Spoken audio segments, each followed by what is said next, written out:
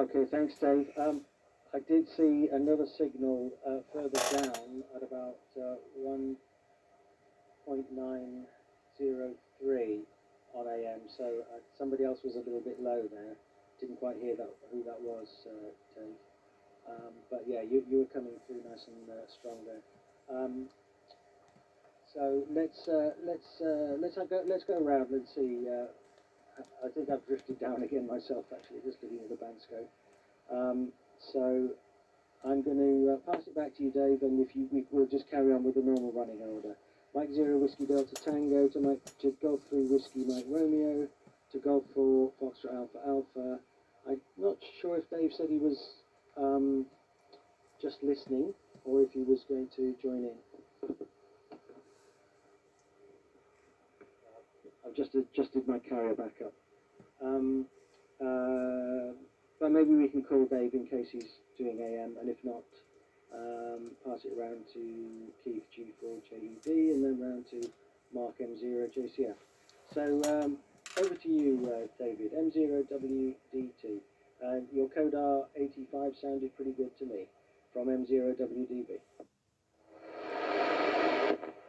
M0 WDB. M0 WDT all received. Your AM transmitter sounds absolutely great. It's actually really good audio quality. Probably if you got what kind of audio filter you've got, probably quite wide. In fact, it looks quite wide, but it makes it sound like a BBC transmission, which is pretty good for a little kit. I did just look up Pop it, if that's what you're making. Yeah, it does look like quite a little neat, little simple transmitter. But even with that, if that's 500 milliwatts, well, I mean, you're absolutely brilliant. You're coming through here 5.9 plus 20 on 500 milliwatts. So very impressive and a good job. So I suspect all you need to do is shield the oscillator section from sort of temperature change and put it in a metal box, and you're probably going to be okay. So I'll give signal reports on the next round, and I'll pass it on to Frank, G3WMR from M0WTT.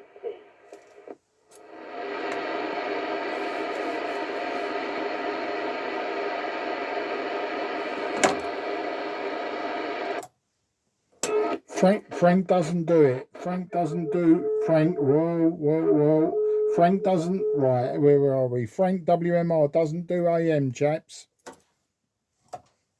Okay, all right. So let's send it round to Laurie, G4 FAA. Thanks for that, Mark. G4 FAA, M0WDB.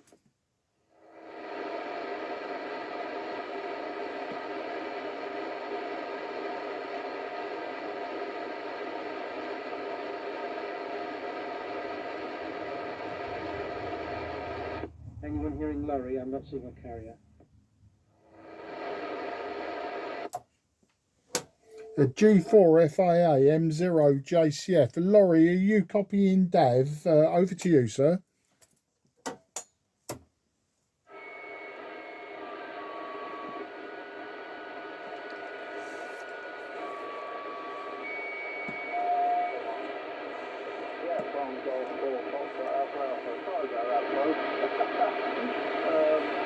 Right, so now I'm using the AT5.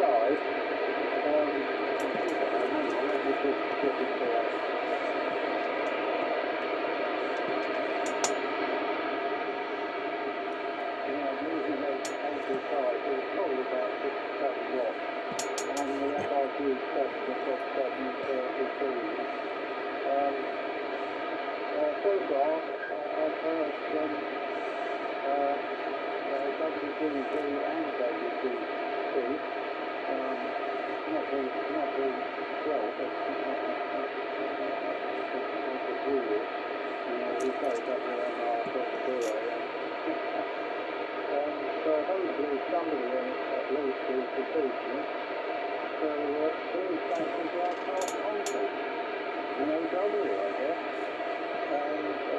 very long and might keep it okay. G4NOW the state says Foxtrot Alpha Alpha, over.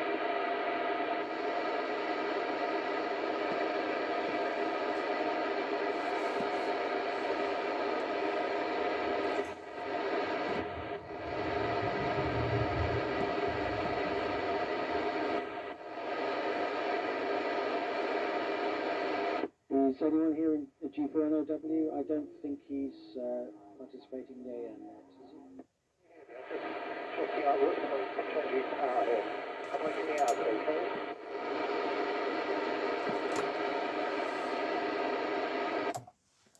Yeah, G4NOW M0JCF. Yeah, I can just about hear you. About 5 and 9 plus 10, Dave.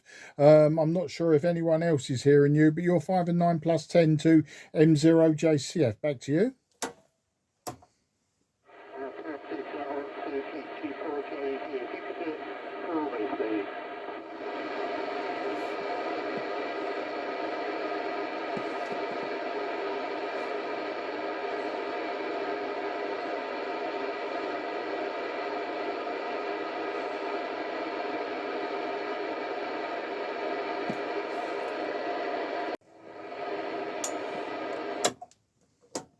Right, M0WDV, M0JCF. I'll try to not eat the microphone using an ACOS microphone. It's a ball type one made of Bakelite, and I forget that it's a crystal microphone. I shove it up my nose. I'm using the FRG-100 as a receiver. A bit modern for my liking when we're doing this sort of thing, but needs must.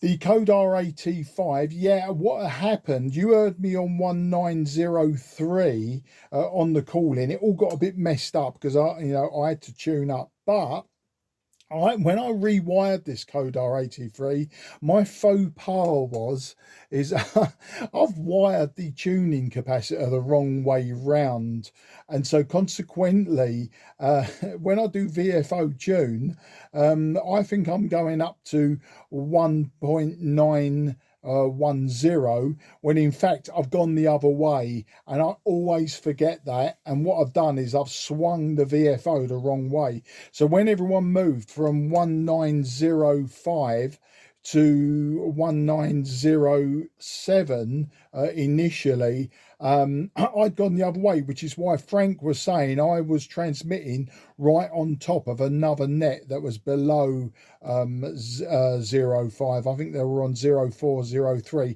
They're there every Monday, aren't they? I don't know why we persist in using 1.905, because there's always a net just below us.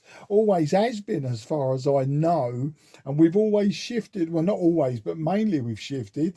Yeah, this little AT5, it's excuse me, it's about a 5-watt carrier, and I'm just looking at the external meter. We're at about 15-16 watts peak. I've got an SWR of around 2.9 to 1, which is absolutely fine for what we're doing. I've got two AT5s now. As you may recall, a few months ago there was a sale going on at the club, and there was that boxed AT5 and T28 and the mobile power supply and a few other bits and pieces, and I bought the whole shebang. I junked the box. The T28 worked for about 10 minutes, and then nothing. There's no audio output whatsoever. I need to look into that. More to look into. The AT5, now I tried to use it on last month's net, which went a bit awry. I don't think there was a lot of people on it. I think Frank was running it. But anyway, I've tried to use it, and it's a little bit screwy. When you first turn it on, you can see through the case the 12AT7 or 12AX7, whichever one it is, the double triode on the microphone. One of the triodes briefly lights really, really bright and then dims down. And then when you're talking into the microphone, the modulation light has got a mind of its own. Sometimes it will flash, sometimes it don't, sometimes it's on solidly. The adjustment at the back is locked solid, so that little the little pot that you adjust the modulation level with, that looks like it needs looking at. Also, power output, I can only get about 2 watts out of it, 2 watts carrier that is. And when you're doing tune and load, once again, it starts to have a mind of its own. SWR goes crazy, always goes to infinity, then suddenly drops down to around 3, then back to infinity. So I think it's a radio with multiple issues. I may well look at it, I may not, I may sell it on. To be honest, I bought the whole lot really for the T28, which were rubbish when they were new, and this one's double rubbish, but I sort of wanted to get the collection going, if that makes sense, just for purity. What else have I got to say? Not a lot really. I do believe that Frank said he wouldn't do AM because he had some correspondence to catch up on. Dave is obviously having problems. Keith, sorry mate if I was talking over you at the end, or me and Dave were talking over you. I just was not hearing you, and I wasn't seeing any AM signal on Derby. I'm just knocking over the camera there. I am recording this for posterity as always. And I think that's about it. So I think we're going to go around to you now, Dav. Oh, I'll give you reports on AM. Dav, you're plus 30. Dave, WDT, you're plus 20. Laurie is plus 5. Now, there was lots of howling and whistling and feedback to start with. But yeah, I mean, I get that, because when I'm switching, when I'm using an external receiver, I've got to turn the volume down on the receiver, I've got to turn the radio in to transmit, and I've got to switch over the antenna from receive to transmit. And when I get it all out of sequence, I get lots of that howling and that. But yeah, we then heard you. So 5 and 9 plus 5 to me. And Dave, NOW, when you did come on briefly, you were 5 and 9 plus 10, but it wasn't the clearest audio that I've heard from you, AM or otherwise. Yeah, I think I've covered all bases now, rambled on enough. Over to you, Dave. M0WDV, M0JCF in the Cray Valley group. Yeah, thanks, Mark. M0JCF, M0WDV. And you're a strong 5 and 9, of course, and very good signal, very good audio, as always. Dave, M0WDT, you're also 5 and 9. Perhaps the modulation wasn't quite as strong as Mark's, but still perfectly audible, still a readability 5 for me. Yeah, Laurie was, I give Laurie a 4 and 7. To me, he was a little bit weaker. Dave was a 5 and 7. Initially, I couldn't hear him, but then I realised I needed to switch antenna, and then I could hear him. So yeah, you were 5 and 7, Dave. No problems at all. Keith, unfortunately, G4JED, I didn't hear your AM signal if you were transmitting. Nothing seen on the scope, and nothing heard either. So I'll say a little bit about this transmitter I'm using.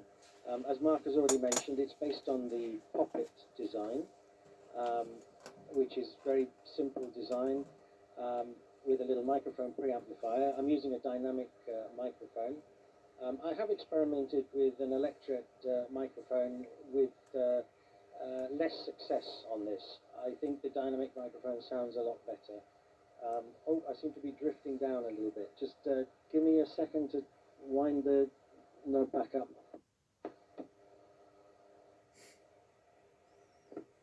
There we are. That's a little bit better. Yeah, so that's the other little problem with this. The sort of slow drifting of the frequency. Yes, so it uses the LM386 audio amplifier as a modulator. So it's modulating an AM carrier. It's just a simple oscillator, and it's just modulating it. Um, as as you said, David, it's a half watt output. However, some of the modifications I've made, one of them is to add a PTT out. So there's transmit receive switching using pin diodes, which I've added, and it's got a PTT out, which is driving my amplifier. So you're actually hearing a 6-watt carrier. So I've amplified the signal to 6 watts raw carrier.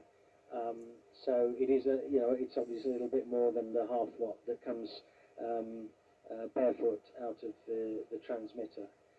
So the other modifications, I've added CW, I've added a little transmit LED, and also a socket for receive as well as a socket for the antenna, so you can plug it straight into your receiver. So yeah, I've had to make some modifications, as Mark mentioned, to get it to all work correctly. But I think it's just about there now. I just need to create a sort of a Rev B circuit board layout and get a few more boards made. And I'll just give you a new board, Mark. It'll be easier than just trying to modify the existing one. The minimum I can order is 5 anyway, so I'll just give you one.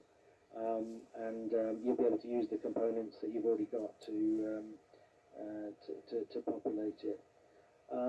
So that's the story on this little AM transmitter, AM/CW transmitter, because it does CW as well on top band. And hopefully it sounds okay. Guy gave me good audio reports when I tested it with him. Yeah, that's the story. So round to David, M0WDT, M0WDV. M0WDV, M0WDT receiving. Yeah, really good audio today. Yeah, really sounds good. And probably better than this. I keep meaning to look at the calls. I don't know if it's the microphone is on its way out, the crystal mic, and I don't know if the sensitivity's down on this or whether the preamp in the AT5 is just hasn't got enough gain, and I've just not got round to actually investigating to see which one it is. But yeah, I mean, yeah, it's working fine. Yeah, good job with that profit. That sounds like a really good project, and I'm really keen to see that in the Rev B version or something. Yeah, sounds like a really great project. Right, signal report. Your 5 comes 20, as you said earlier. Laurie, you're 5 and 9. And audio sounds a little bit low to me, but that just might be me. But good signal and good readability. Dave NOW, yeah, you was also 5 and 9. But only sort of on your second sort of transmission. On your first transmission, I couldn't really hear you, and then on your second transmission, when you passed Keith, you was quite a good signal. And unfortunately, I couldn't read Keith whatsoever. So yeah, not sure. And Mark, obviously, 5.9 plus 20, very good signal here. I just quickly googled the HRO, and I'm not sure whether a picture really gives me a good idea of how big this thing is. It looks like it's got pull-out drawers for band tuning modules, and I just wonder, do you have to have static drawers, or is all the common bands in the one drawer? Yeah, I'm totally new to that, so I'm not sure what it is, but you know, if I'll take a look at that, and whatever else you've got, because I couldn't make it to the junk mail. Yeah, that's it, nothing more to add really. It's good to hear everyone on their old transmitters, 85s and homemade transmitters. It's a really sort of unique net, I think, this one for the club. So I'll just pass it round to, I think Laurie's probably next, his strength's not there. So Laurie, G4FAA from M0WBT.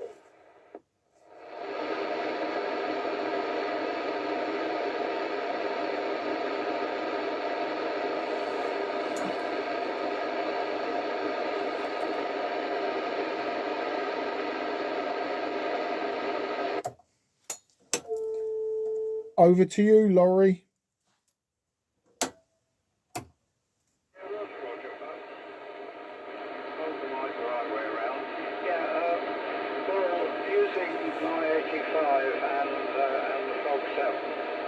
Basically, the only one I could really copy was you, Mark, JCF. So I've reverted to the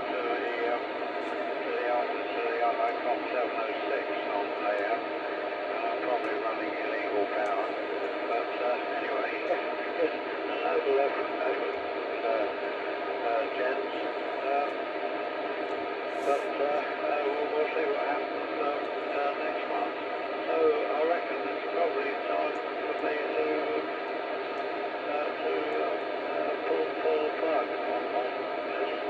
Now hopefully next time on Top Band. Well, you know, looking back on it, 25 years ago, we would be, a group of locals would be using 85s mostly, or 85 lookalikes, running somewhere between 5 and 10 watts of AM, using 12 foot or 14 foot ex-military tank aerials loaded with a massive L, and working 5 and 9 plus, and my receiver in those days was a B40D, and we had no trouble. Now 25 years later, even with modern equipment like this, which got digital audio, signal processing, and God knows what else, it's almost impossible to use vintage equipment, but not homebrew. So the idea of a homebrew AM project for the spring is attractive, especially if we can run the full diesel 30 watts, 90% modulation depth. But there we go. You're waffling, Grant. Pass it on to, better go to JCF, because almost certainly he can copy me. M0 JCF to take. Got for approximately half an hour. Yeah, G4FAA M0 JCF returning. Yeah, sounding a lot louder now, Laurie, as expected. I would say 5 and 9 plus 10. But clearer, you was higher above the noise level, so there wasn't so much of that hash in the background of your transmission.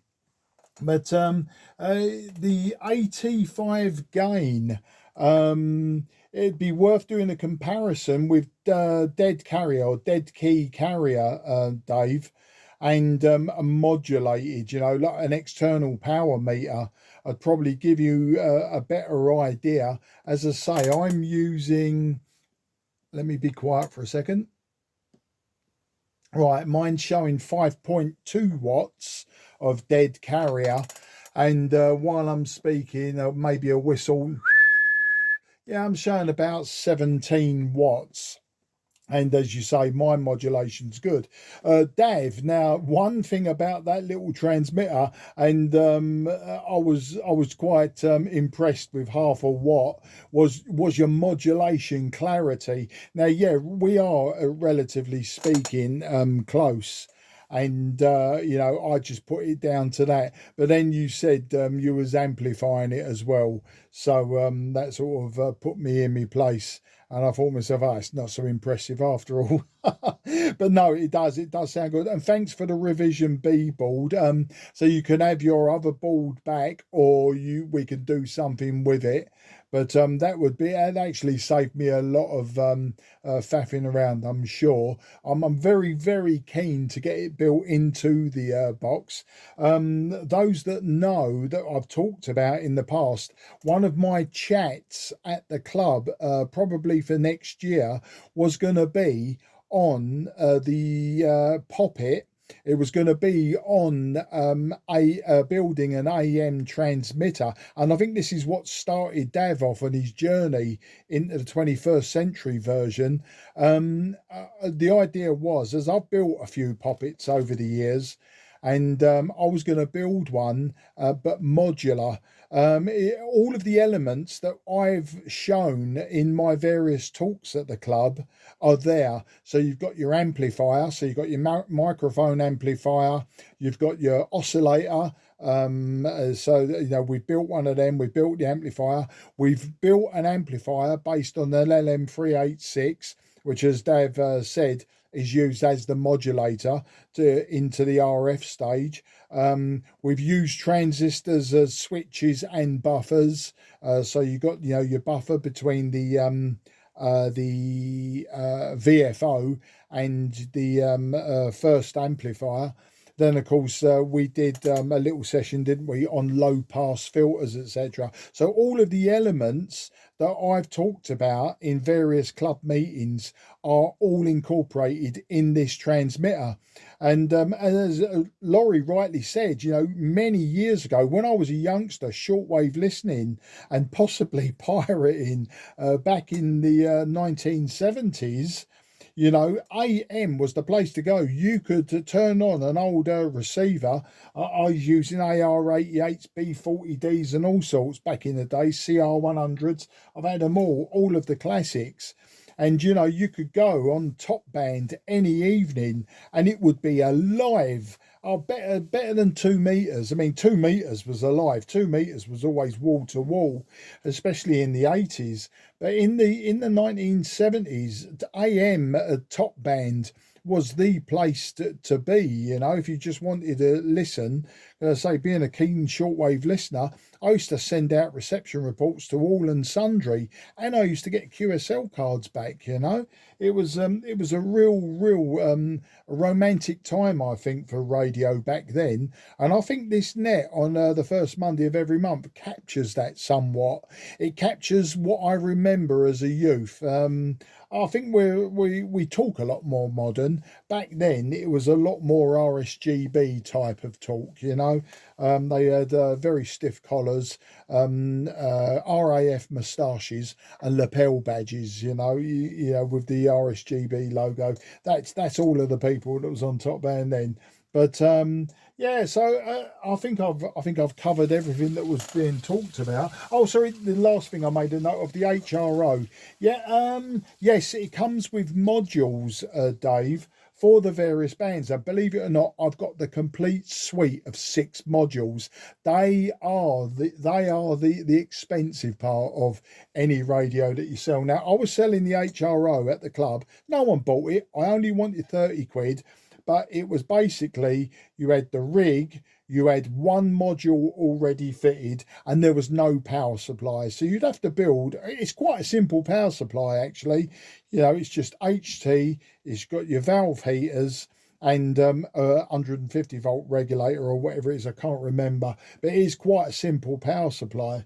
And yeah, I was selling it without the extra modules. The 5 modules were missing because I was selling it cheap. I just need it got out the way. It actually come from South Africa. It belonged to a ZS.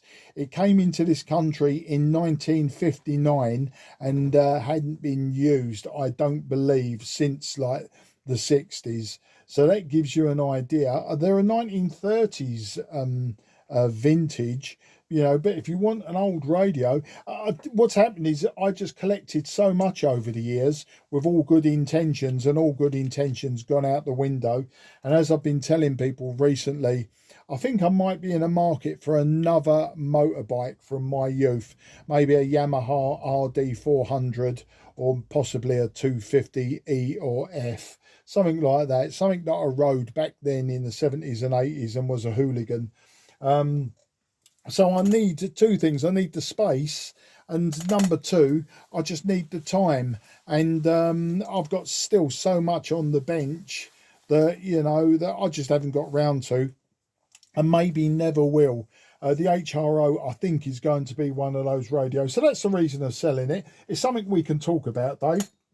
It may not be for you. It may be exactly what you want, or it may be something in between. And you know, for the radio itself, I'm looking for virtually nothing. It's the modules that I was going to sell on eBay because that's where the value is. But you know, if you're genuinely interested, you want to come and have a look, or you want me to bring it round or whatever, then you know we can talk about it. Okay, I'll hand it round to you now, Dav. And thanks for running a very interesting net.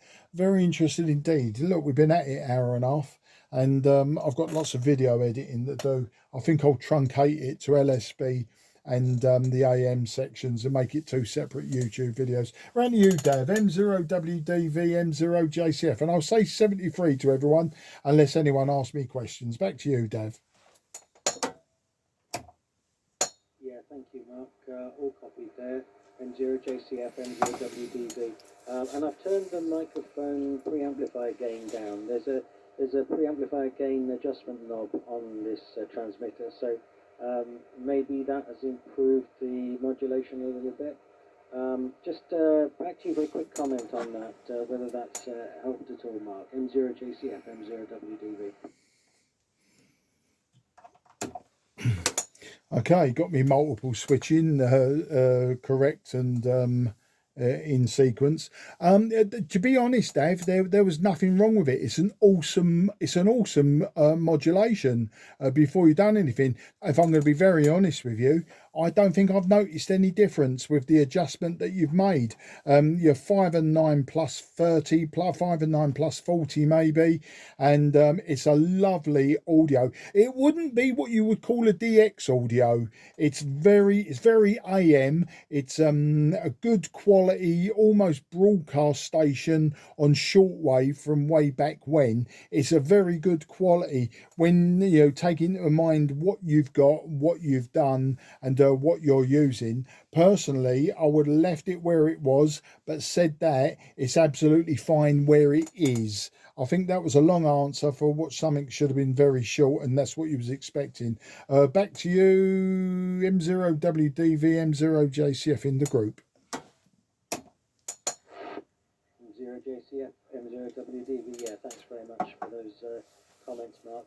And thanks for everyone for coming on the net. M0WDT, Dave, G3WMR, Frank, G4FAA, Laurie, G4NOW, Dave, and G4JD, Keith, and of course M0JCF, Mark. So that's 7 of us all together, so quite a good net. And it's unfortunate Guy couldn't join us tonight, but maybe he'll be with us next time. You know, I'll try and join a bit more often as well, because I know I've missed a few recently. So thanks everyone for coming on, and 7-3s to all. And I'll just leave a pause in case anyone wants to comment before I officially close the net.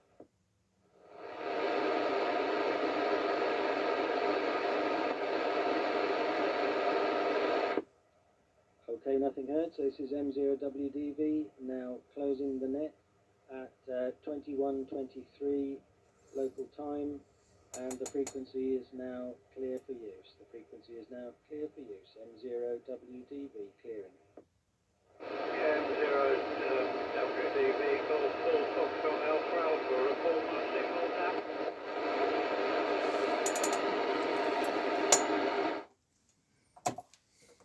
Yeah, G4FAA, M0JCF. Not sure if Dav heard you. 5 and 9, probably 5 and 9 plus 5, Laurie. 5 and 9 plus 5 from M0JCF. Back to you. On the 706 and running a bit more power. How was I on the 85? Could you comment, Owen?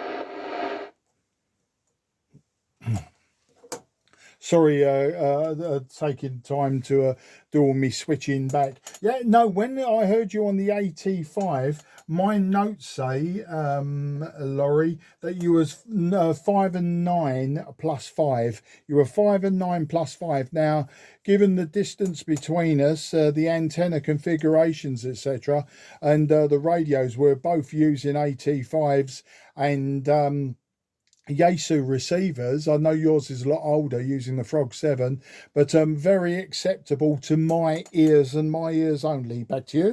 I'd go along with that.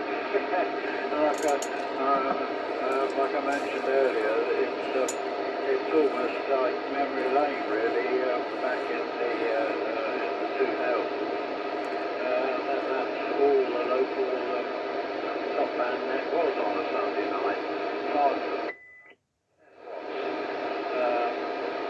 crude aerials, in my case it was a 14-foot tank aerial with a massive inductor in the middle of it, and that was the counterpoint, and the receiver was a P40D,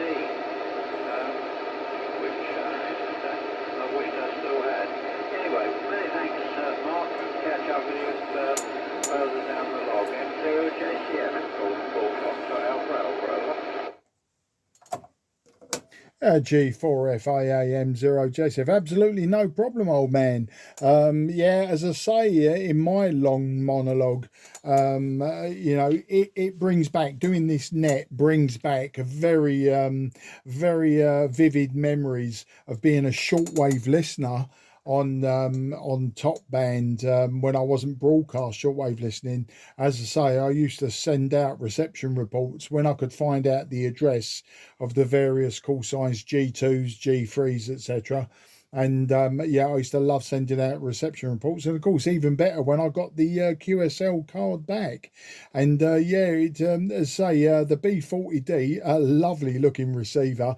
I've had a few of those, and like the AR88 will kill you if you so much as look at them wrong or drop them on yourself or anything like that. But they were a lovely ship's receiver, weren't they? They got that long vertical turret tuning. I like the look of that. It was quite unique in itself compared to all of the other receivers of the day, such as the AR88, the CR100, and various others. I did like that long sort of barrel with all the different bands on it. Lovely, lovely, lovely. But and I suppose that's why I collect a lot of the old rubbish I have. It's got a little bit out of control. That was the only thing, and I'm tripping over stuff at the moment. All right then, mate. Well, listen, I'm going to get myself a QRT. I'm going to go and do what needs to be done before jumping in horizontal, and I'm sure I'll catch up with you soon. And as you say, further down the log. But yeah, great fun, and I'll say goodbye for now. This is Mike 0, Juliet Charlie Foxtrot, clearing the frequency with Golf 4 Foxtrot Alpha Alpha, and unless anyone else chimes in, this frequency should be clear for use. This frequency clear for use.